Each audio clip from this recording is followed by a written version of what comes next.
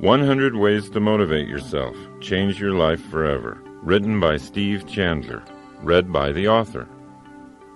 I hope what I'm about to say doesn't offend you, but you have no personality. That each of us has a fixed personality is a complete myth. We make ourselves up as we go along. Charlie Chaplin once entered a Charlie Chaplin look-alike contest in Monte Carlo, and the judges awarded him third place.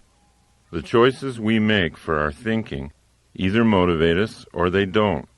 And while clear visualization of a goal is a good first step to success in life, self-motivation demands more. To truly motivate yourself in the life you want to live, action's required. As psychologist and author Dr. Nathaniel Branden has written, a goal without an action plan is a daydream. Self-creation happens once self-motivation is mastered. One flows directly from the other. Motion creates the self. In my experience as a teacher, consultant, and writer, I've accumulated 100 ways of thinking that lead directly to self-motivation. I now present these thoughts to you. Number 1. Create a vision. Arnold Schwarzenegger was not well known in 1976 when he and I had lunch together at the DoubleTree Inn in Tucson, Arizona. He was in town publicizing the movie Stay Hungry. It was a box office disappointment that he just made. I was a sports columnist for the Tucson Citizen, and my assignment was to spend a full day one-on-one with Arnold and write a feature story about him. So at one point I casually asked him, "Now that you've retired from bodybuilding, what are you going to do next?" And with a voice as calm as if he were telling me about some mundane travel plans, he said, "I'm going to be the #1 box office star in all of Hollywood." I tried not to show my shock and amusement at his plan. After all, his first attempt at movies didn't promise much, and his Austrian accent, an awkward, monstrous build, really didn't suggest instant acceptance by movie audiences. So I asked him just how he planned to become Hollywood's top star. "It's the same process I used in bodybuilding," he explained. "What you do is create a vision of who you want to be and then live into that picture as if it were already true." Now notice that Arnold said create a vision. He didn't say that you wait until you receive a vision. You create one. In other words, you can make it up. Number 2. Tell a true lie. Recently, my 12-year-old daughter participated in a poetry reading in which all her classmates had to write a so-called lie poem about how great they were. They were supposed to make up untruths about themselves that made them sound unbelievably wonderful. I realized that the children were doing what Arnold did to clarify the picture of his future. By lying to themselves, they were creating a vision of who they wanted to be. So if it's hard for you to imagine the potential in yourself, then you might want to start by beginning to express it as a fantasy, like the children did who wrote the poems. Think up some stories about who you'd like to be. Without a picture of your highest self, you can't live into that self. Number 3. Leave your comfort zone. Our society encourages us to seek comfort. And yet, only challenge will test our skills and make us better. Only challenge and the self-motivation to engage the challenge will really transform us. And every challenge we face creates a more skillful self. So it's up to you to constantly look for challenges to motivate yourself. And it's up to you to notice when you're buried alive in a comfort zone. Then break free and fly away. Number 4. Find your key. I used to have the feeling that everyone else in life had been issued an instruction book on how to make life work, and I, for some reason, wasn't there when they passed the books out. Still struggling in my mid-30s with a pessimistic outlook and no sense of purpose, I voiced my frustration once to a friend of mine, Dr. Michael Killebrew. He recommended a book to me. The name of the book was The Master Key to Riches by Napoleon Hill. What the book actually did was a lot more than increase my earning capacity, although by practicing the principles in the book, my earnings did double in less than a year. Hill's advice ultimately sparked a fire in me that changed my entire attitude toward life. Without fully understanding it, I was engaging in the process of completely rebuilding my own thinking. I was, thought by thought, replacing the old cynical and passive orientation to life with a new, optimistic and energetic attitude. So what was this master key to riches? Napoleon Hill tells us in his book, quote, "The great master key to riches is nothing more or less than the self-discipline necessary to help you take full and complete possession of your own mind. Remember, it is profoundly significant that the only thing over which you have complete control is your own mental attitude." Maybe the Hill book won't be your own key, but I promise you that you'll find your own instruction book if you keep looking. You'll find it when you're ready to seek. It's out there, waiting for you. Number 5. Plan your work. Many of us think we're too depressed right now to start on a new course of self-creation, or we're too upset. But Napoleon Hill says that's the perfect time to learn life's most important rule. There is one unbeatable rule for the mastery of sorrows and disappointments, he says, and that's the transmutation of those emotional frustrations through definitely planned work. It's a rule which has no equal.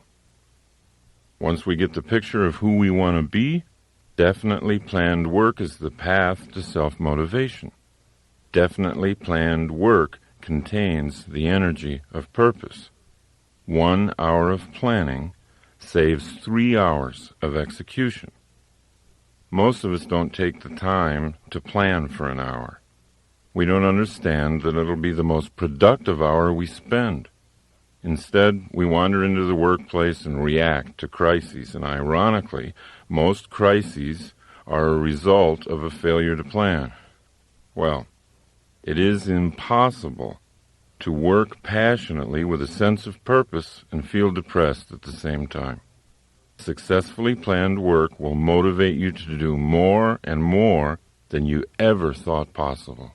Number 6. Move your goalposts. Most people are surprised to learn that the reason they're not getting what they want in life is because their major goals are too small and too vague, and therefore have no power. Your major goal will not be reached if it fails to excite your imagination. What really increases motivation is the setting of a large and specific power goal. A power goal is a dream that drives you. People who have created power goals are living on purpose. They know what they're up to in life. How can you tell if you've got a big enough and real enough power goal? Simply observe the effect your goal has on you. It's not what a goal is that matters. It's what a goal does. Number 7. Dribble with your other hand. If you've ever coached kids who play basketball, you know that most of them have a tendency to dribble with only one hand, the one attached to their dominant arm. When you notice a child doing this, you might call him aside and say, "Hey, Billy, you're dribbling with one hand. The defender can easily defend you. Your options are cut off. You need to dribble with your other hand, so that can't happen." At which point, Billy says, "I can't." Billy, it's not that you can't. It's that you haven't. Then you explain to Billy that his other hand can dribble just as well if he logs enough bounces. It's just the simple formation of a habit. After enough practice dribbling with his other hand, Billy begins to learn you were right. And the same principle is true for reprogramming your own habits of thinking. Thinking is just like bouncing the ball. On the one hand, you can think pessimistically and build that side of you up. It's just a matter of repeating the bounces. On the other hand, you can think optimistically, one thought at a time, and build that side up. The overall pattern won't change after just a few positive bounces of the ball, but you do change, one thought at a time. Number 8. Play your character. How you act is who you become.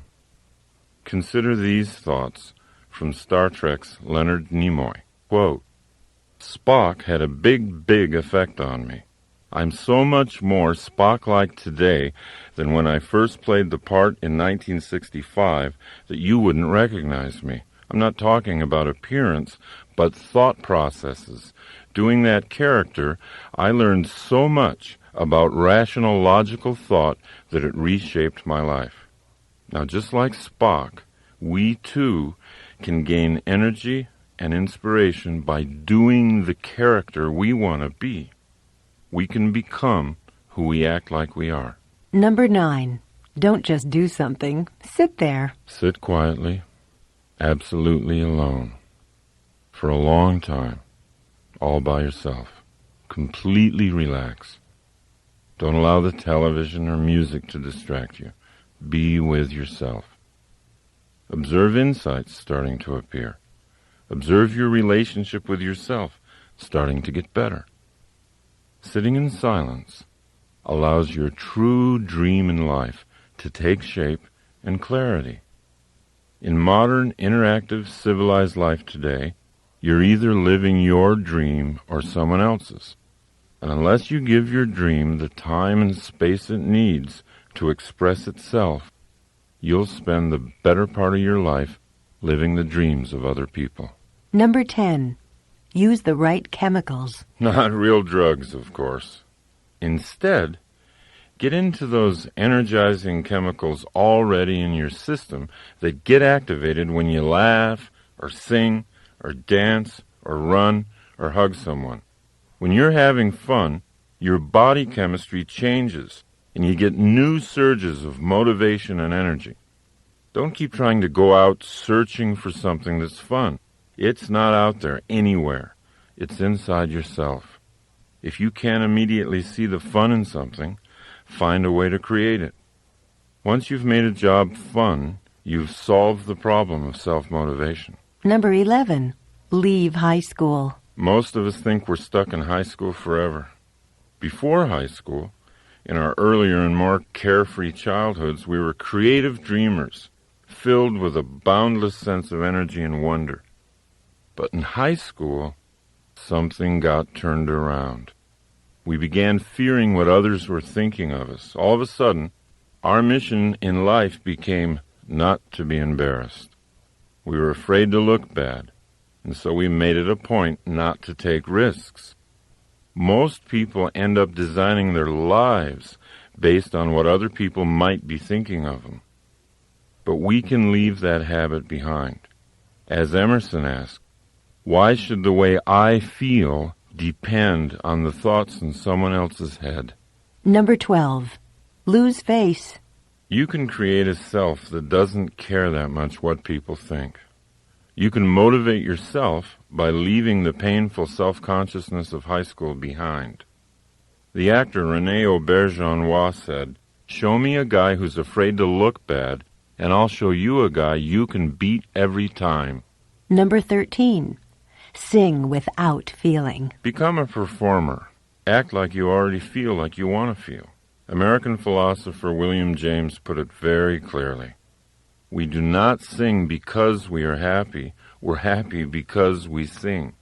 If you want to be happy, find the happiest song you know and sing it. It works. Number 14. Kill your television. If you're watching too much television and you know it, you might find it useful to ask this one question. Which side of the glass do I want to live on? When you're watching television, you're watching other people do what they love doing for a living. Those people are on the best side of the glass because they're having fun, and you're passively watching them have fun. They're getting money, and you're paying. Groucho Marx once said he found television very educational. Every time someone turns it on, he said, I go in the other room to read a book. Number 15. Read yourself a story. Abraham Lincoln used to drive his law partners crazy. Every morning, he'd come into the office and read the daily newspaper aloud to himself. Why did Abe do this morning reading aloud? He'd discovered that he remembered twice as much when he read aloud than when he read silently. And what he did remember, he remembered for a much longer period of time. Anytime you have an opportunity to read something that's important to you, try reading it aloud. see if you don't make twice the impression on yourself. Number 16. Get on your deathbed. Many of us, including myself, keep pretending that our game has no end. We plan to do great things someday when we feel like it. Confronting our own death doesn't have to wait until we run out of life. In fact, being able to vividly imagine our last hours on our deathbed creates a paradoxical sensation, the feeling of being born all over again, and that's the first step to self-motivation. Number 17. Be lazy to begin with. Henry Ford used to point out to his colleagues that there wasn't any job that couldn't be handled if they were willing to break it down into small pieces. And when you've broken a job down, remember to allow yourself some laziness in beginning. Because it isn't important how fast you're doing it. What's important is that you are doing it. The irony is, the slower you start something, the faster you'll be finished. When you first think about doing something hard and overwhelming, you're most aware of how you don't want to do it at all. In other words, the mental picture you have of the activity, doing it fast and furiously, is not a happy picture. So you think of ways to avoid doing the job altogether. Thinking about starting slowly is easy, and doing it slowly allows you to actually start doing it. Therefore, it gets finished. Number 18. Leave your friends. Politely walk away from so-called friends who don't support your goals. When you're in a conversation with a pessimist, possibilities seem to have a way of disappearing, and a narrow sense of cynicism settles in. President Calvin Coolidge once said, "Cynics do not create." Everyone knows that enthusiasm for life is contagious, and being in a conversation with an optimist opens us up to see more and more of life's possibilities. Number 19. Plan your game. Design your own life's game plan. Let the game respond to you rather than the other way around. Be like Bill Walsh, the former head coach of the San Francisco 49ers. Everybody thought he was a kind of eccentric because of how extensively he planned his plays in advance of each game. Most coaches would wait to see how the game unfolded, then respond with plays that seemed appropriate. Not Bill Walsh. Walsh would pace the sidelines with a big sheet of plays that his team was going to run no matter what. He wanted the game to respond to him. Walsh won a lot of Super Bowls with his so-called eccentric proactive approach. But all he did was to act on the crucial difference between creating and responding. Number 20. Find your inner Einstein. The next time you see a picture of Albert Einstein, realize that that's actually you. Every human has the capacity for genius. To experience Einstein's creative level of thinking, all you have to do is commit to using your imagination. You know, this is sometimes a difficult recommendation for grown-ups to follow. Grown-ups have become accustomed to using their imaginations for only one thing: worrying. Grown-ups visualize worst-case scenarios all day long. All their energy for visualization is channeled into colorful pictures of what could go wrong. Worry is a misuse of the imagination. What people don't comprehend is that the human imagination was designed for better things. People who use their imaginations to create often achieve things that worriers never dream of achieving, even if the worriers have much higher IQs. Dreaming is the design stage of creating the future. Imagine yourself living a motivated life. Number 21. Feel good first. Most people think they'll feel good once they reach some goal. They think happiness is out there somewhere. The problem with putting off feeling good about yourself until you hit a certain goal is that it might never happen. By linking happiness to something you don't have yet, you're denying your power to create it for yourself in the moment. Your happiness is your birthright. It shouldn't depend on your achieving something. Start by claiming it and using it to make your journey fun all the way and not just fun at the end. Number 22. Run toward your fear. The world's best kept secret is that on the other side of your fear, there's something safe and beneficial waiting for you. If you work through even a small fear, you'll increase the confidence you have in your ability to create your life. General George Patton said, "Fear kills more people than death. Death kills us but once, and we usually don't even know it. But fear kills us over and over again, subtly at times and brutally at other times. The rush we get after running through the waterfall of fear is the most energizing feeling in the world. If you're ever in an undermotivated mood, find something you fear and do it, and watch what happens." Number 23. Just the unexpected. Most people don't see themselves as being creative, but we all are. And one of the reasons we don't see ourselves that way is that we normally associate being creative with being original.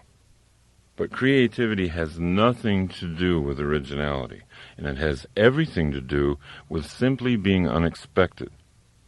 So if you're willing to accept that you are creative, you can begin to cultivate that side of yourself. You can start coming up with all kinds of unexpected solutions to the challenges that life throws at you. Number 24. Create your relationships. The Italian artist Luciano de Crescenzo said, "We are each of us angels with only one wing, so we can only fly embracing each other." And we can't create our truest selves without creating relationships in the process. Relationships are everywhere. In relationships, most of us think with our emotions, not our minds. But anytime you take a relationship problem up into the mind, you have unlimited opportunities to get creative. Conversely, when you send a relationship problem down the elevator into the heart, the gut, you risk staying stuck in that problem forever. This doesn't mean that you shouldn't feel anything. Feel everything. Notice your feelings, but don't think with your feelings.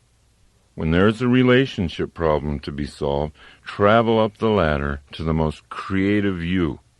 You'll soon realize that you create the relationships you have in your life. They don't just happen to you. Number 25. Be where you are. Most of us don't ever focus. We constantly feel a certain amount of psychic chaos because we're always trying to think of too many things at once. Focus on what you want, and it will come into your life. Focus on being a happy and motivated person, and that's who you'll be. Number 26. Act like a hero. We need heroes in our lives. They're not a sign of weakness, they're a source of strength. Bernard Malamud said, "Without heroes, we are all plain people and we don't know how far we can go." Heroes show us what's possible for a human being to accomplish. Therefore, heroes are very useful to anyone interested in self-motivation. You don't have to have just one hero. Choose a number of them. Put their pictures up. Become an expert in their lives. Collect books about them. Let your heroes' lives inspire you. They're only people like we are. What distinguishes them from us is the great levels they've reached in self-motivation. To just passively adore them is to insult our own potential. Instead of looking up to our heroes, it's much more beneficial to look into them. Number 27. Accept your willpower. You know, a lot of people say, "I don't have any willpower." But if you think you have no willpower, you're undermining your own success. Everyone has willpower. To be listening to this program, you've got to have willpower. The first step in developing your willpower is to accept its existence. The second step is to know that your willpower, like a muscle in your arm, is yours to develop. You're in charge of making it strong or letting it become weak. Willpower is not strengthened by random external circumstances. Willpower is an inside game. Make a promise to yourself to be clear and truthful about your own willpower. It's always there. Number 28. Say no to yourself. A lot of people are afraid of the word discipline. But at the root of the word discipline is the word disciple. When you're self-disciplined, you've simply decided in matters of the will to become your own disciple. Once you make that decision, your life's adventures get more interesting. You start to see yourself as a stronger person. You gain self-respect. Psychologist Abraham Heschel said, "Self-respect is the fruit of discipline. The sense of dignity grows with the ability to say no to oneself." Emerson said that when we say no to a temptation, the power of that temptation passes into our willpower. And William James recommended that we do at least 2 things every day that we don't want to do. By doing this, we stay powerfully aware of our own willpower. Number 29. Make new word connections. If you associate the word willpower with negative things such as harsh self-denial and punishment, you'll weaken your resolve to build it. Now, to increase your resolve, it's really useful to think of new word connections. For example, to weightlifters, failure is success. Unless they lift a weight to a point of failure, their muscles aren't growing. So they've programmed themselves through repetition to use the word failure in a positive sense. Language leads to power. So be conscious of the creative potential of all the language you use, and then guide that language in the direction of more personal power. Number 30. Deprogram yourself. If you're a regular consumer of the major news programs, you belong to a very persuasive and hypnotic cult. You need to be deprogrammed. Start by altering how you listen to the media. Program out all the negative, cynical, and skeptical thoughts that you now allow to flow into your mind unchecked when you hear the news. Once you've gotten good at factoring out the negative aspects of the media today, take it a step further. Make your own news. Be your own breaking story. Don't look to the media to tell you what's happening in your life. Be what's happening. Number 31. Open the present. Practice being awake in the present moment. Make the most of your awareness of this moment. Don't live in the past unless you like guilt. Don't live in the future unless you like fear. Just stay focused on today. Watch what happens to your motivation. Number 32. Serve and grow rich. You can motivate yourself by increasing the flow of money into your life. And most people are embarrassed to even think this way. They don't want to think and grow rich because they think they'll be thought of as greedy. Or maybe they still believe in the thoroughly discredited Marxist economic superstition that to make money, you have to take it away from somebody else. Or else they don't want to come across as being obsessed with money. But you know who's really obsessed with money? People who think they don't have enough. They obsess about money all day long. It's in their family discussions. It's in their minds at night. It becomes a destructive part of their relationships during the day. George Bernard Shaw said, "Our first duty in life is not to be poor. The road to not being poor always travels through your professional relationships. The more you serve those relationships, the more productive you'll become, and the more money you'll make. Allow yourself to link financial well-being with an increased capacity for compassion for others. If I'm living in poverty, how much love and attention can I give my children or to my fellow humans? How much help can I be to others if I'm always worried about being in debt?" Number 33. Imitate Columbo. In your professional life, whatever it is, always be curious. When you meet with someone, think of yourself as a bumbling but friendly private detective like Columbo was. Ask questions. By asking questions in your relationships, you're already creating the relationship, and you're already self-motivated. You don't have to wait for the other person to make it happen. Number 34. Give away some power. Motivate yourself by giving someone else the ideas necessary for self-motivation. You can have any experience you want in life simply by giving that experience away to someone else. John Lennon called it instant karma. If you want to be motivated, shift your inspiration to someone else. Point out their strengths. Offer encouragement and support. Watch what it does for you. Number 35. Talk to yourself. We've always been a little nervous culturally about talking to ourselves. We associate it with insanity. But Plato said that thinking was the soul talking to itself. There's no one better to talk to than yourself if you really want to get things worked out. No other person has as much information about your problems. No one knows your skills and capabilities better. Nathaniel Branden suggests that we get our creative thinking going each morning by asking ourselves 2 questions. 1, what's good in my life? And 2, what is there still to be done? Because thought always precedes action, talking to yourself is a proven way to get motivated. Number 36. Schedule your comebacks. Progress toward your goals is never going to be a straight line. It'll always be a wavy line. You'll go up and then come down a little. 2 steps forward and 1 step back. Now, most people get discouraged when they slide a step back after the 2 steps forward. They think they're failing. They think they've lost it. But they really haven't. They're simply in step with the natural rhythm of progress. Now, once you understand this rhythm, you can look ahead on your calendar and block out time to refresh, renew, recover. Schedule your comeback while you're on top. Build in big periods of time to get away, even to get away from what you love, because coming back is going to be that much more exciting when you've been renewed. Number 37. Live your true life.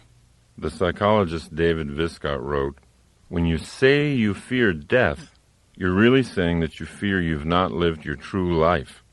This fear cloaks the world in silent suffering." How do you know what your true life is? How do you know how to live it?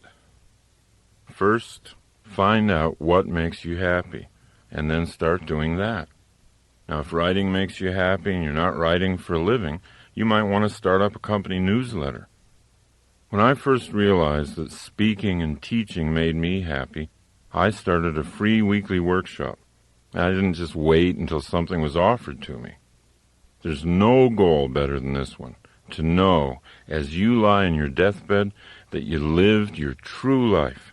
You did what it was that made you happy. Number 38. Get up on the right side of the bed. Since I was a child, I've always been intrigued with the idea that you could have a great day just by getting up on the right side of the bed. Today, my fascination is not so much with the right side of the bed as it is with the right side of the head, or, to be more precise, the right side of the brain. In the 1930s, brain surgeons discovered the different functions of the 2 halves of the brain while working on epileptics. In 1950, Roger W. Sperry made the greatest breakthroughs in discovering that dreams and energy and creative insight come from the right side of the brain, and linear, logical, short-term, and short-sighted thinking came from the left side of the brain. The best explanation for how whole brain thinking surpasses left brain thinking or right brain thinking is in a book written by British philosopher Colin Wilson called Frankenstein's Castle. Wilson reveals that we have more control over drawing vital energy and creative ideas from the right brain than we ever realized. And what stimulates the right brain the most is a high sense of purpose. If you had to carry a heavy sack of sand across town, your left brain might get upset and tell you, well, you're doing something boring and tedious. However, let's say your child were injured. Let's say your little girl were injured badly, and she weighed the same as the huge bag of sand. You'd carry her the same distance to a hospital with a surprising surge of vital energy. That energy would be sent from the right brain. And that's what purpose does to the brain.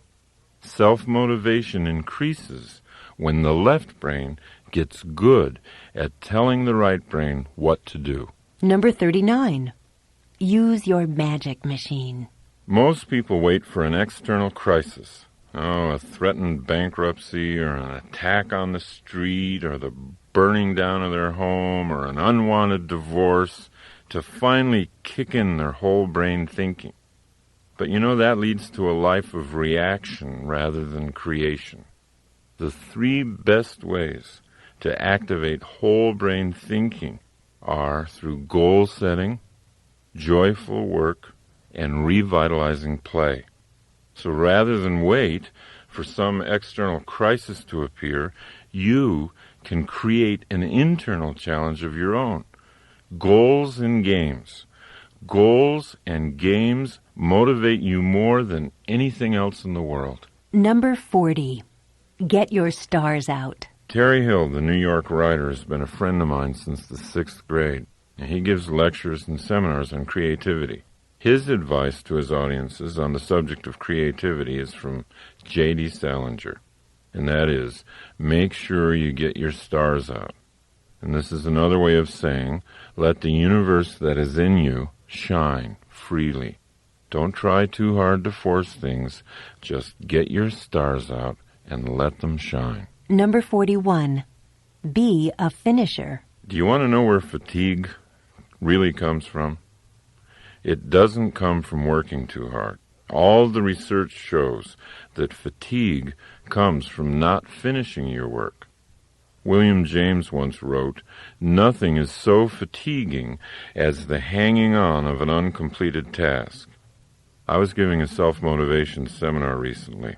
During one of the breaks, a man came up to me and he said, "Hey, you know what? My problem is I never seem to finish anything. I'm always off onto something before anything's completed." He then asked whether I could give him some affirmations that might alter this.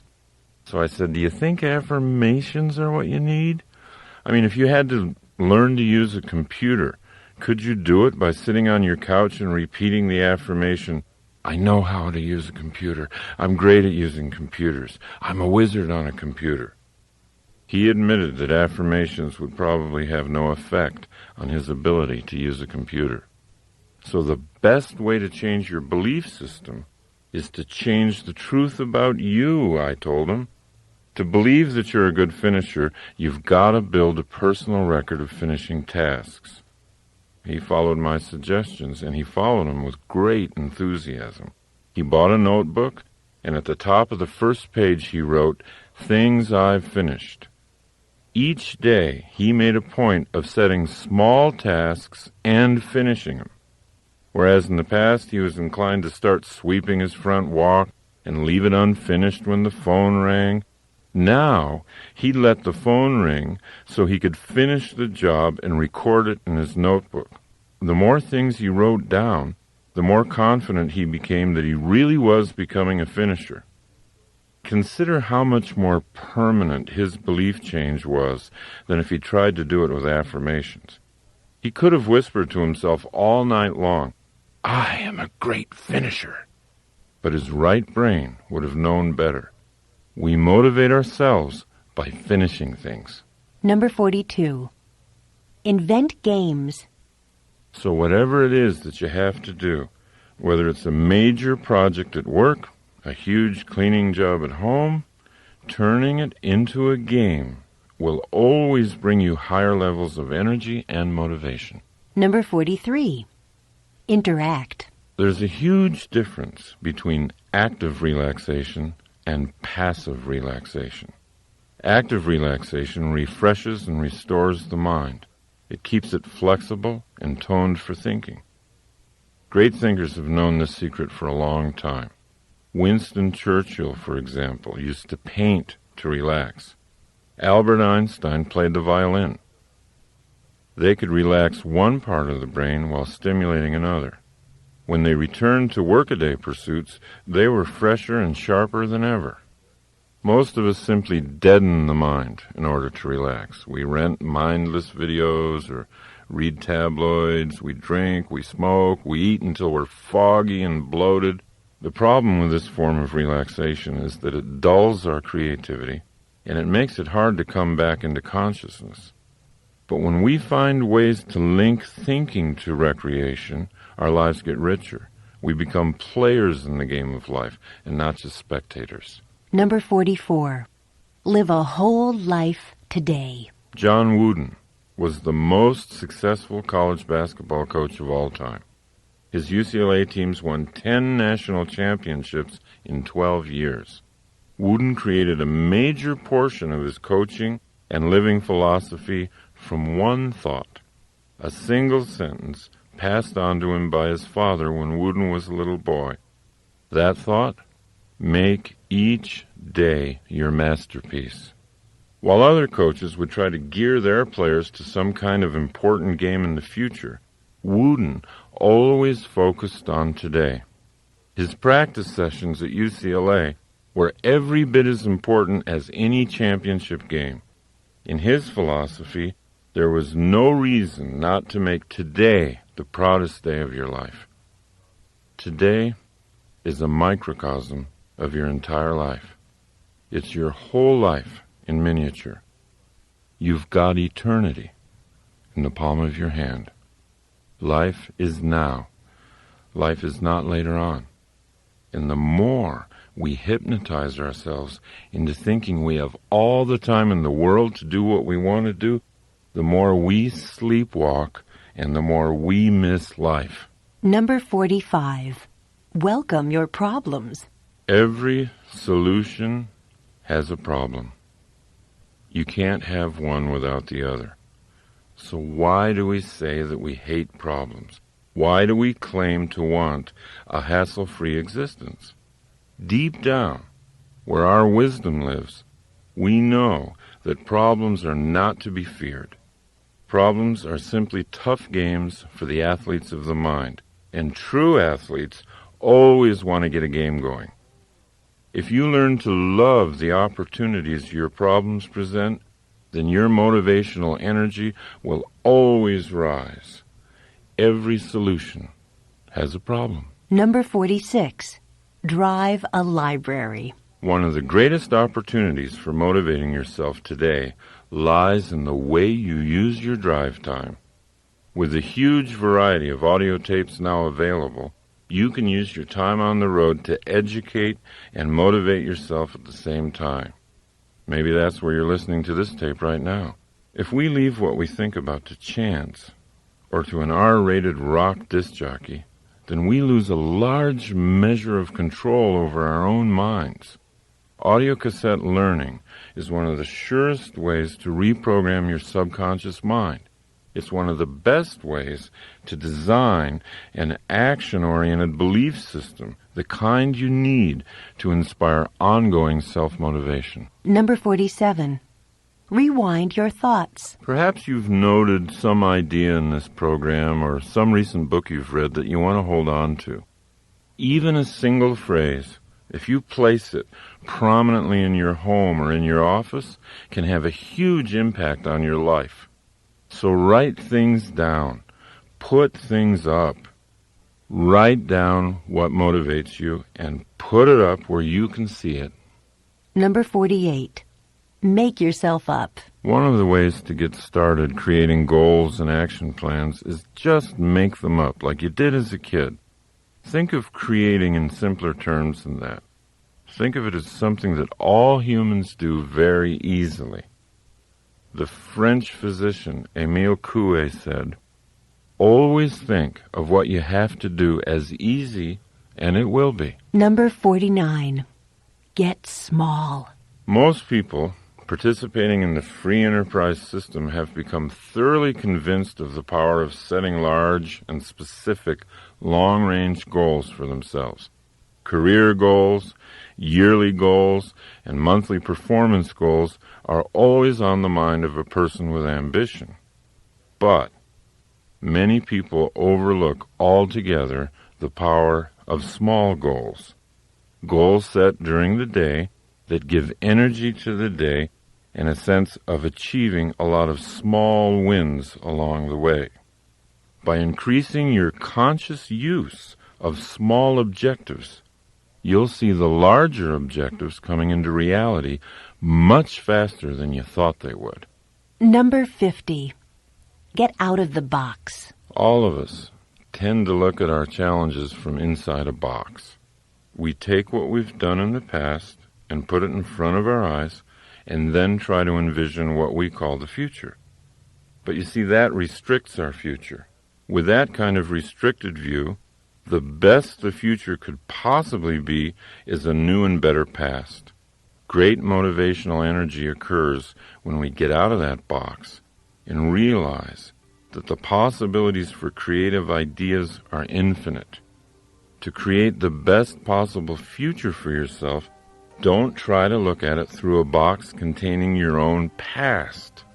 Create the future from nothing.